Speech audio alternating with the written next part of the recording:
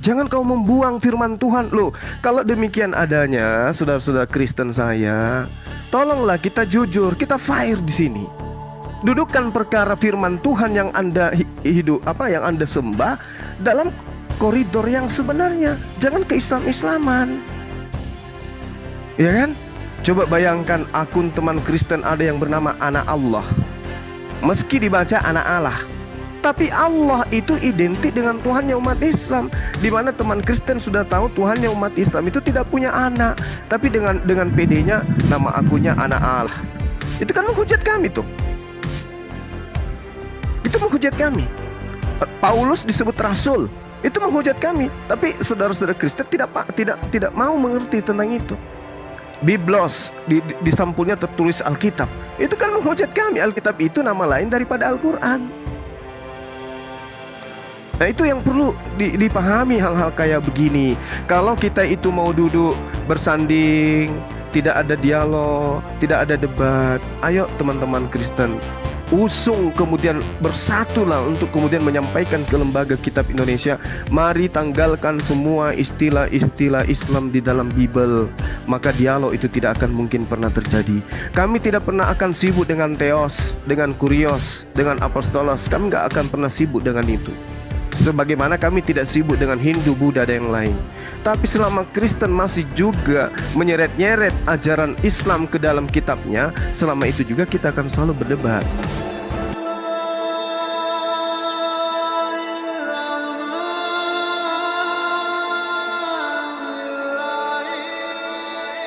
Saya sempat beberapa kali masuk room Kristen, ya. Mereka ngajak debat saya. Ketika saya masuk, direcoki, ya. Saya bilang, ayo kalau mau berdiskusi 1 lawan 1. Direcoki, nggak bisa dia. Wah, ngomong lantur kemana-mana. Mereka tanya, saya jawab, direcoki. Bahkan kemarin, keempat akun saya diblokir oleh Torosoki. Bilangnya apa coba? Wah, Nandar kabur, padahal saya diblokir.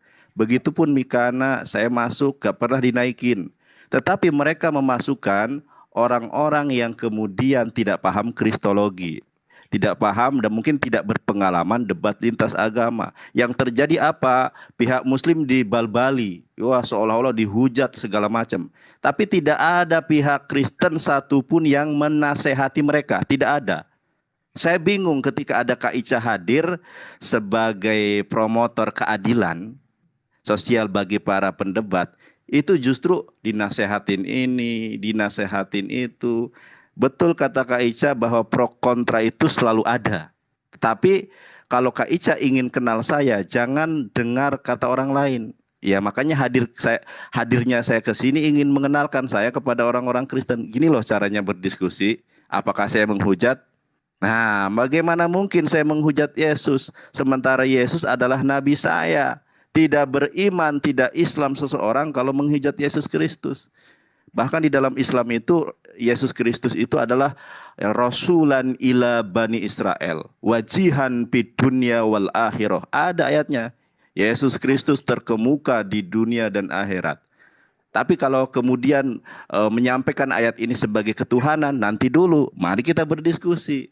Nah kalau Pak Jaya, Kak Ica mau mengenali Gurunda Juma, mau mengenali saya, ini momen yang tepat ya. Dari kemarin mungkin Kak Ica sudah menyaksikan Gurunda Juma, sudah menyaksikan saya. Mungkin Kak Ica juga bisa menilai, coba di room yang lain. Ngejek-ngejek saya, bibir monyong lah, ngejek-ngejek saya ini dan itu. Tapi tidak ada ya room yang menasehati sebagaimana Kak Ica sekarang dinasehati oleh teman-teman Kristen. Mohon maaf, saya tidak mendiskreditkan teman-teman yang memiliki itikat dan niat baik untuk saling menasehati sesama saudara seiman. Tapi harusnya berlaku adil juga. Kenapa room-room Kristen yang lain yang melakukan provokasi, kenapa tidak dinasehati? Sebetulnya gampang saja saudara-saudari yang terkasih, kalau tidak suka dengan roomnya Kak Ica, di skip aja. Masih misalnya, wah saya sukanya room Mikana, ya udah tonton aja Mikana. Oh saya sukanya room Torosoki, ya sudah tonton saja roomnya Torosoki. Tinggal ini pilihan kok, ini adalah the choice, pilihan hidup saudara-saudari yang terkasih. Kalau tidak suka dengan room ini karena roomnya adil, makmur dan sejahtera, ya tinggalkan, pilih yang lain. Sesimpel itu kok. Jadi memang bagi teman-teman yang tidak familiar dengan dunia debat mungkin akan tercengang. Ya, begitupun yang muslim, baik muslim maupun Kristen yang tidak terbiasa dengan room debat akan tercengang. Tetapi pilihannya ada di tangan saudara. Saudara tidak suka, skip. Jangan tidak suka, dipantengin terus. Lah, itu kan pilihan Anda. Itu saja, karena di sini ada Gurunda Juma, mungkin dari pihak Kristen tadi sudah panjang lebar, mungkin boleh kiranya Gurunda Juma mengklarifikasi, karena tadi kan dibahas tuh Gurunda Juma menghujat dan lain sebagainya. Tafadhol Ustazi. Oke, baik.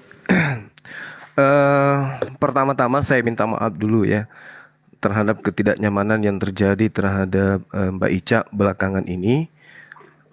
Dikarenakan saya secara pribadi biasa masuk di komal saudari saya ini ya, di mana saya dikenal oleh teman-teman Kristen sebagai penghujat. Jadi saya itu menghujat Yesus menurut tuduhan, menghujat Bible, dan menghujat semua yang teman-teman tidak imani dan bersenggolan dengan apa yang saya nyatakan dengan iman teman-teman kita Kristen. Izinkan saya kemudian untuk berbicara sejenak untuk meluruskan semua fitnahan dan hujatan termasuk yang disampaikan oleh Saudara Jaya Setia barusan. Jadi gini, kitab suci saya mengajarkan gini bang. Al-Quranul Karim itu menyatakan dengan jelas, wala tujadilu ahlal kitab illa billati hiya ahsan. Jangan kau berdebat dengan ahli kitab melainkan dengan cara yang baik. Itu perintah dari kitab suci saya. Illa ladina zalamu minhum, kecuali dengan orang-orang yang zalim di antara mereka. Bapak boleh tunjukkan saya menghujat dengan teman-teman Kristen yang tidak zalim terhadap agama saya. Tunjukkan. Dengan pendeta siapapun yang tidak zalim dengan agama saya, dengan nabi saya, dengan Tuhan saya tidak pernah zalim terhadap mereka. Saya tidak ada pernah menghujat. Lalu kemudian Al-Quran menerangkan, Uda'u ila sabili rabbika bil hikmah wal mau'izalil hasana. Itu perintah. Serulah manusia ke jalan Tuhanmu dengan hikmah dan pengajaran yang baik. Berdebatlah dengan mereka dengan cara-cara yang baik. Itu kaidah bang di dalam agama saya. Nah, saya dikatakan menghujat oleh karena saya memaparkan isi Bible untuk menangkis hujatan terhadap agama saya. Dan itu tidak bisa kita menutup mata. Bagaimana kemudian saudara-saudara kita yang Kristen, tidak semua ya, itu menghujat Rasulullah, menghujat Nabiullah, menghujat Allah, menghujat agama kami. Kami datang kemudian. Kenapa kami datang? Karena di situ ada kaidah illal ladzina zalamu minhum. Kami harus menghentikan hujatan mereka dengan cara tegas. Sama seperti tadi ada pernyataan saya mengatakan, Saudara Mikana, kenapa Anda berhijab? Sementara Anda harus diperintahkan mengikuti Tuhan Anda, mengikuti Yesus.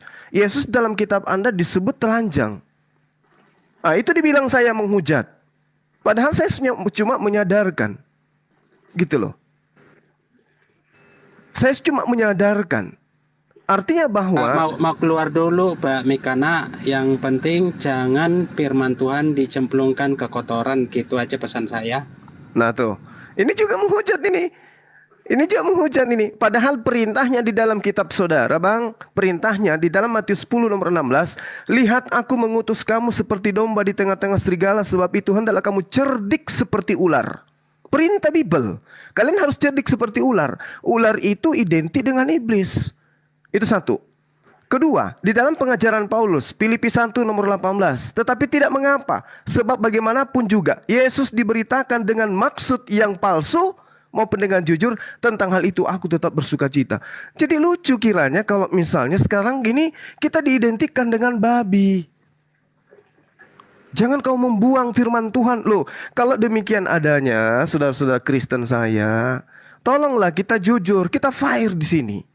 Dudukkan perkara firman Tuhan yang Anda yang Anda sembah dalam koridor yang sebenarnya. Jangan ke Islam-Islaman.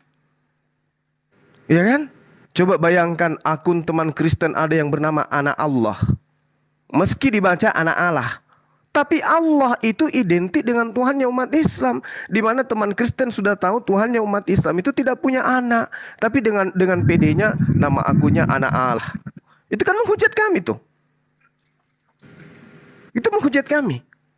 Paulus disebut rasul, itu menghujat kami. Tapi saudara-saudara Kristen tidak mau mengerti tentang itu. Biblos di sampulnya tertulis Alkitab. Itu kan menghujat kami. Alkitab itu nama lain daripada Al-Quran. Nah, itu yang perlu dipahami hal-hal kayak begini. Kalau kita itu mau duduk bersanding, tidak ada dialog, tidak ada debat, ayo teman-teman Kristen, usung kemudian bersatulah untuk kemudian menyampaikan ke Lembaga Kitab Indonesia, mari tanggalkan semua istilah-istilah Islam di dalam Bible. Maka dialog itu tidak akan mungkin pernah terjadi. Kami tidak pernah akan sibuk dengan teos, dengan kurios, dengan apostolos. Kami nggak akan pernah sibuk dengan itu. Sebagaimana kami tidak sibuk dengan Hindu, Buddha, dan yang lain. Tapi selama Kristen masih juga menyeret-nyeret ajaran Islam ke dalam kitabnya, selama itu juga kita akan selalu berdebat. Jadi saya pribadi, saya bukan penghujat. Cuman saya dalam menyampaikan argumentasi saya tegas. Saya keras. Kenapa? Karena Nabi yang kalian tuhankan, yang disebut dalam kitab saudara-saudara Kristen itu Yesus, itu Nabi Yesus, itu di dalam agama kami sebagai seorang rasul yang harus kami muliakan, bukan malah sebaliknya. Kami tidak menghujatnya. Nah, dialog ini terjadi kemudian oleh karena teman-teman Kristen mengambil data-data ya yang mana di dalam Islam itu adalah sesuatu yang sangat prinsip. Coba teman-teman Kristen sadari bahwa agama Anda itu dari barat. Kitab tertua Anda adalah bahasa Yunani. Kenapa nggak dudukkan itu saja di dalam terjemahan? Misalnya Allah dikembalikan kepada original teksnya, Theos. Theos di Indonesia kan apa? Tuhan. Kan aman toh? Jadi tidak perlu lagi nyebut-nyebut Allah, tidak perlu nyebut-nyebut Allah. Kenapa? Kalau kita secara kritik masuk ke kata Allah, kalau dia bahasa Arab berarti larinya ke Allah, Tuhan yang diimani oleh umat Islam. Nah, ada alasan kami lebih duluan menggunakan kata Allah. Itu di mana? Di Arab. Di Arab itu hanya menggunakan terjemahan. Arab menerjemahkan Tuhannya mereka ke dalam bahasa Arab dengan kata Allah. Dan itu di Arab. Sekarang kita di Indonesia. Bukankah kitab Anda dari bahasa Inggris ke bahasa Indonesia? Kenapa nggak bahasa Indonesia aja? Kenapa harus ke Arab-Araban? Nah, inilah yang kemudian memicu dialog itu terjadi. Jadi saya boleh kalau saudara tadi saudara Jaya, silakan nonton di YouTube. Silakan Anda buka YouTube saya. Dan saya sanksi, Anda tidak akan bisa menemukan hujatan saya kecuali saya mengkanter. Kalau saya mengkanter, iya, yes, betul. Kalau saya mengkanter, yes, betul. Kenapa? Karena saya mewanti-wanti ini. Tetapi tidak mengapa, sebab bagaimanapun juga Kristus diberitakan baik dengan maksud palsu. Palsu itu bohong ya. Baik maksud palsu, bohong, maupun dengan jujur, tentang hal itu aku bersuka cita. Ini yang saya waspadai. Jangan sampai generasi Islam itu diajarkan yang palsu-palsu, Bang. Itu yang saya hindari. Kedua, di dalam Matius 10 nomor 16, aku mengutus kamu seperti domba di tengah-tengah serigala. Sebab itu, hendaklah kamu cerdik seperti ular. Ular ini iblis, kalau di dalam pemahaman Bible. Jadi, dia harus cerdik seperti iblis. Saya menghindari generasi Islam itu, jangan sampai mereka tertipu dengan konsep-konsep seperti itu. Gitu loh, Bang. Jadi, saya bukan penghujat. Anda boleh lihat di sel-sel penjara yang ada di Indonesia, sudah berapa banyak penghujat Kristen yang masuk penjara. Begitu juga sebaliknya. Lihat penghujat Islam, sudah berapa banyak yang masuk di penjara. Andai mereka tidak kabur ke luar negeri, mereka sudah bersusun lusinan di dalam penjara. Jadi jangan katakan karena Bang Suma itu menyampaikan berita benar, lantas saya dicap sebagai penghujat. Saya bukan penghujat. Tunjukkan penghujatan saya di mana. Kalau saya mengatakan Yesus itu netek, itu kitab Anda yang mengatakan. Lukas 27 nomor 11 yang mengatakan itu. Yesus itu mati. Kitab Anda yang mengatakan Yesus itu mayat. Bukan saya. Please, berhenti mengatakan saya hujat. Banyak, Bang Suma, gitu. yang mau dibicarakan. Sudah, ini ya, kita mulai ini aja ya. Ya, jadi kita dialog aja, jangan saling nuduh hujat, gak perlu. Coba Anda lihat bagaimana Supiatul, bagaimana Saipudin Ibrahim, bagaimana Paul Zong, bagaimana kemudian Kiamat, bagaimana Herdi, lihat itu. Saya nggak pernah bawa Bible terjemahan 1928 loh. Bahaya kalau saya bawa itu. Dan akan saya minta kepada saudara mana yang benar terjemahannya, 1928 atau yang sekarang. Mana original teksnya. Bahaya kalau saya sudah turun tangan untuk membawa data-data itu. Bisa hancur kita ini semua. Jangan ya, jadi tolong kita jangan saling mengatakan kita penghujat. Kita dialog aja, dialog. Panas boleh tapi di room. Lempar kursi boleh tapi di room. Di luar kita adalah saudara. Seperti itu.